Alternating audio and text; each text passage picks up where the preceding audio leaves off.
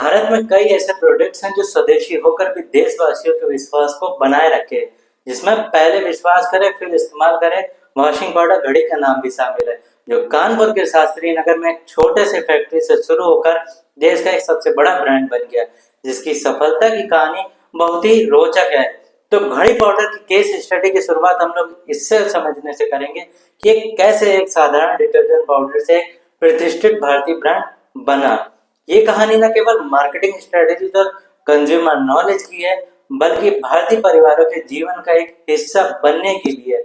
इस case study में हम घड़ी पाउडर के हिस्ट्री, उसकी मार्केटिंग और इसे एक सक्सेसफुल ब्रांड बनाने वाली स्ट्रेटेजीज के बारे में बात करेंगे, उसका एनालिसिस करेंगे।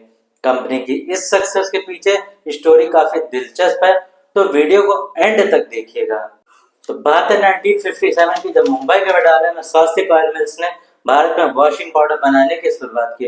लेकिन इस फैक्ट्री में जो इसका रॉ मटेरियल आता था वो फॉरेन से मंगाया जाता था, तो इससे देश के अंदर वॉशिंग पाउडर बनाने का जो सपना था वो इससे पूरा नहीं होता। 1960 के दशक में multinational company Hindustan Unilever limited का वॉशिंग पाउडर बाजार में सबसे ज्यादा बिकने वाला सर्फ था।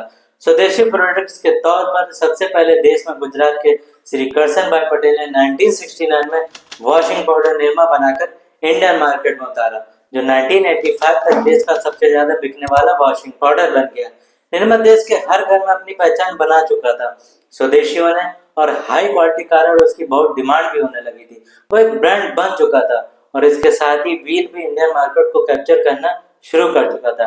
तभी उत्तर प्रदेश के कानपुर शहर के शास्त्री नगर में रहने वाले दो भाइयों मुरलीधर ज्ञानचंदानी और विमल कुमार ज्ञानचंदानी ने फजलगंज फायर स्टेशन के पास घड़ी डिटर्जेंट की एक छोटी सी फैक्ट्री खोली, जिसको नाम दिया श्री महादेव सोप इंडस्ट्री। काफी लगन, मेहनत और पेशेंस के साथ एक ऐसा मुकाम बनाया कि आरएसपीएल की गिनती दुनिया के दिग्गज कंपनियों में लगी। घड़ी डिटर्जेंट शुरू से किसी आरएसपीएल कंपनी का प्रोडक्ट नहीं था, बल्कि ये तो छोटी सी फैक्ट्री में तैयार करने वाला डिटर्जेंट था। पुराने समय में ज्यादातर जो डिटर्जेंट बनते थे वो नीले या पीले रंग के होते थे, पर घड़ी ने कुछ डिफरेंट करने का सोचा, इसलिए उन्होंने सफेद रंग का वॉशिंग पाउडर बनाया। साथ ही क्वालिटी पर भी काफी फोकस किया। घड़ी साबुन बनाकर दोनों पैदल या साइकिल से घरों, मोहल्ले, दुकानों में साबुन पहुंचाते और थोड़ा बहुत जो कमा पाते थे। लंबे समय तक उनका ये काम नहीं चला, लेकिन उन्होंने पेशेंस नहीं खोया और फिर एक समय ऐसा आया कि कानपुर के बहुत से घरों में घड़ी साबुन का इस्तेमाल किया जाने लगा। इंडस्ट्री में बड़ी कंपनियां छाई हुई थी, इसलिए बिजनेस कानपुर तक ही लिमिटेड रखा उन्होंने डीलर्स को कमीशन देना भी शुरू किया। 2005 में कंपनी का नाम बदलकर उसको royal surfactants private limited RSPL कर दिया। धीरे धीरे घड़ी हर घर में यूज किया जाने लगा। कंपनी ने डिसाइड किया कि अच्छे क्वालिटी वाले प्रोडक्ट बनाकर ही लोगों का भरोसा जीता जा सकता है, जिसके लिए कंपनी ने प्रोडक्ट्स में काफी चेंजेस भी किए। इसके बाद कंपनी ने घड़ी के प्रोडक्ट यूपी के अलावा दूसरे शहरों में भी सेल करना शुरू किया।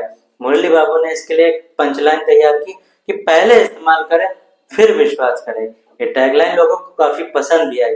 दूसरे शहरों में भी लोगों ने घड़ी का यूज करना शुरू कर दिया।